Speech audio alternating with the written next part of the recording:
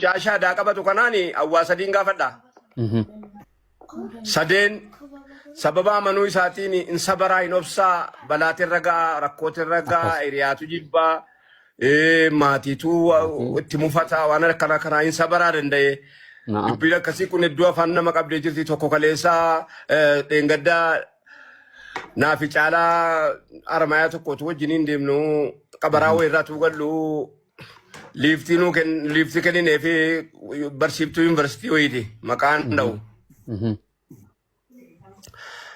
Barsiiftuu yuunivarsiitii amma yeroo dhuftee makiinaatti ol galtee kaatee bakka wayiitii hin geenye eessa ixaadha koo eessa deemtaa jenneenaan ambu'aan jiruu nuun jette.